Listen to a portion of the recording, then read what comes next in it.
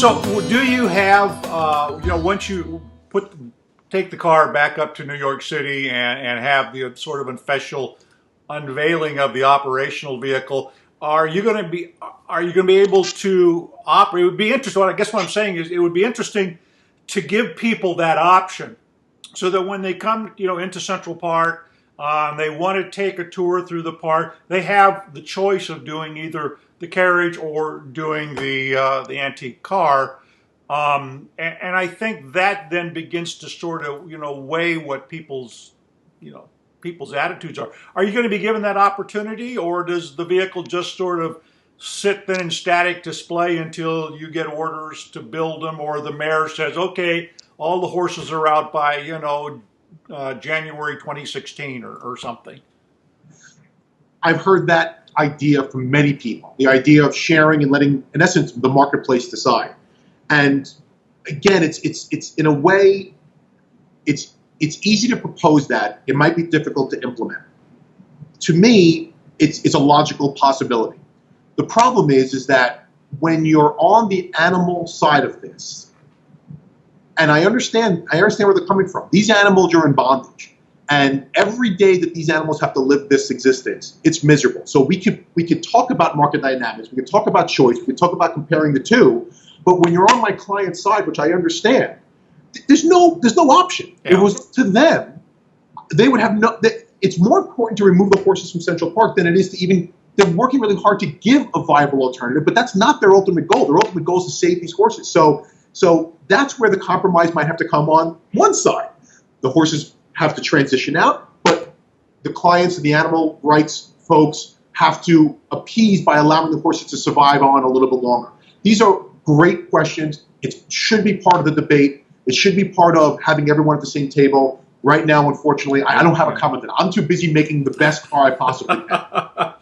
Well, so what are you seeing for to give us sort of a sense of what the operation of this vehicle would be like? It's going to be charging overnight at a garage somewhere, maybe an old fire station or something, and it, the battery's fully charged up. The guy, puts on his whatever is going to be the style of clothing that they wear. Maybe not the top hat, maybe.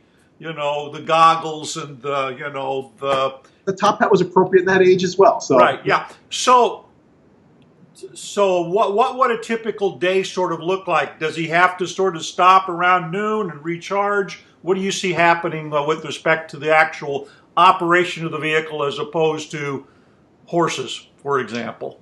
It's funny. It ties right back into the other ideas that are presented. The way this car was envisioned, designed, and built was to provide an entire day of activity. Okay. So how it operates. You wake up in the morning, you unplug, you can drive this thing theoretically all day long. 100-mile range, 16 hours of service, all weather, roll down the sides if it's cold, heater if it's cold, roll down the sides if it's raining, heater if it's cold, all day use and abuse, a full ticket. At the end of the day, you bring it back into storage, you plug it in, and you have 6-hour charge, and you should be fully charged 8-hour max, and you're fully charged ready for another hard day at work. All right, good. So that would, apart from taking time to polish the car, and but that's funny. That's kind of part of the idea. Number one, it's the longer work day. It's a more all-weather work day. It provides more revenue for the driver, and a lot of comments have been made about like the stable hands. They clean the hay and. Well, the idea would be is that they would be there to help with the cars. Like they wipe down the carriages every night, their job would be preserved as they wipe down the cars and do the, what we call right and tight. Making sure everything is fit and perfect and clean and ready to go for the next day's worth of hard work. Right, exactly. There's a lot of brass on that car, so I can see somebody spending a lot of time polishing brass. So we thought about that, and believe it or not, we did a lot of research and tried about 15 different products and ended up with a product that's remarkable. It's a coating, clear coating that's on the brass as we speak, which dramatically increases its weatherability, wearability. All right. Polish once a month, maybe. Right, okay. Otherwise, it's crystal clear all the way through. All right, very good, cool. So what happens next? You've got the car now. You're going to make whatever refinements, finish the top, and put it back, send it back up to New York.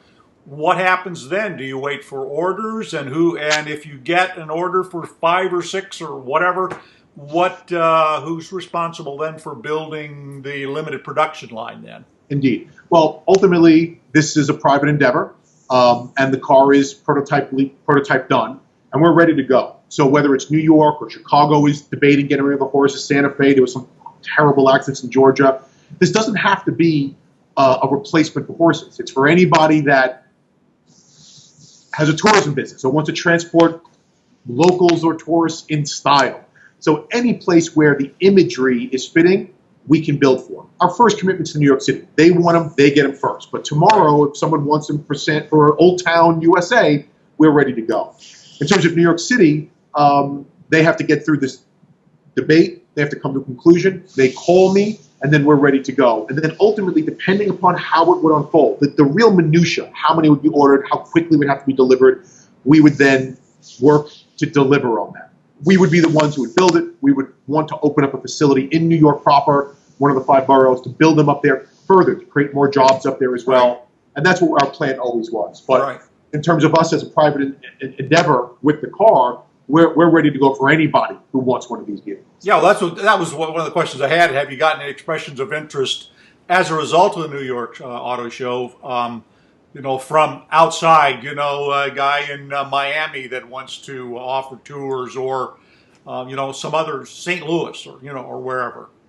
I have gotten several inquiries, and what I'm glad is that the inquiries have not been in contrast to other people's livelihoods. It's literally been business owners who would love to see one of these things under their docket of whatever business they're running. Taxi, limousine, tourism, a carriage owner, driving it and increasing their fleet, increasing their presence. I mean, I think any city that would get a car like this has got incredible news. It's right. Echo, it creates jobs, it's very visually appealing. So not to be a salesman, but I think this could be a very hot ticket. Right. So you and I need to talk about getting one for Omaha. I'd love to be. So you're going to be the cars are going to be built, and I can see you mentioned New York City. The Brooklyn Navy Yard I know is always looking for projects of this nature to fill all that volume of space that they have. That'll work there. Any chance of else outside of there? Of course, this is all speculative, obviously, because you've got to get some orders and things. So sure. It's funny. I had a conversation with a client yesterday that was even talking about working with me to build them irrespective of orders and actually offer them to people as a fleet. Like leasing them to people for their own businesses, have them ready to go, deliverable immediately. So there's really incredible opportunities. And again, that's not trying to be too much of a sales pitch, but the idea of forming that kind of a business is very much on my docket. Brooklyn Navy Yards is an option. Anywhere in the 5 boroughs. I've reached, the EDC, the Economic Development Committee from New York City has already spoken to me. The chairwoman from the Bronx has reached out. This is exciting stuff. When you get rid of the politics, which, it's New York, you can have a debate over a bagel, but this is heartfelt. A lot of people are on both sides of the equation. I understand it all, but when you get past that, and it's just the conversation, this is really nifty. It is EV, it is cutting edge technology, it is incredibly historic. For us car guys, it's the coolest thing that's been built in a long time. I heard through the grapevine through our PR guy that the president of Porsche was sitting on the plane flying back to LA with them and said, "You did a great job of completely burying all of our news at the auto show." In a German accent. Yeah, and I love Porsche. And I'm a big fan. So, but to hear that, this is what gets goosebumps. Right. So it's. I think this can affect a positive change. I think if the shoulders come down, we can come to a good solution. I think this is a great path forward, and I hope people embrace it. I really do. Well, but just final question. So if we're talking about this, I heard via various reports and things that the prototype was about $450,000. I don't know if that's reality or not, but so what are you shooting at target wise for somebody? Let's say I decide to go into the tour business and I love the idea. I love the car. I actually do have an interesting venue here for it. But so what would I expect? What are you shooting for a sticker price with something like this? Sure. The prototype cost, of course, is high. And a lot of people always just throw a number around. It's a soundbite. It makes exciting headlines. But what people don't understand is you're designing, engineering, Yep. you're providing everything to NHTSA and for road legality, testing, prototyping, making one-offs of everything, and then being able to replicate it to answer your question so that when you do go into production, those numbers come down significantly. It's a massive amount of work. You make no money on it. Right. It's just for the promise of the future. I know the Yeah. numbers seem high. If you're a car guy, you know what real companies spend on real A prototypes. lot. Yeah. We're really trying hard to bring these costs down. Obviously, volume helps that. We're shooting for the $150,000 mark, Okay. maybe a little bit higher, hopefully a little bit lower. And it's funny, I don't really consider the first fleet to be the moneymaker. It's when folks like yourself laughing about hometown, Right. where you start to go into larger numbers when you can really make money. So Right. the number is still very much up for grabs. We're still fighting through numbers to see where we can get economies of scale. Most importantly is what you get. You could buy, a dollar's worth of junk, or you can spend $150,000, whatever the final price tag is, and have immediate brand recognition, Yeah. an immediate noticeable standout product. It's your entire infrastructure. One day you don't have a business, you don't have an identity, you don't have a way of establishing goodwill. And the next day, not only do you have those things locked, but incredibly powerful, with cameras rolling, constantly documenting what you've done. I mean, what business owner wouldn't want that? Yeah, exactly. Yeah. Business owner's got infrastructure. I've got to deal with a 100-year-old barn I operate at. This is turnkey, ready to go. So I Yeah. think a lot for your money. I think you get Right. a lot for money. Yeah, great. Jason, thank you so much. And again, let's stay in touch. I want to see what happens after you get it up to New York City. So, It's always a pleasure. Thank you all so right, much. congratulations on the debut. That was great. Thank you so much. Okay, all right, bye-bye. Cheers. Take care.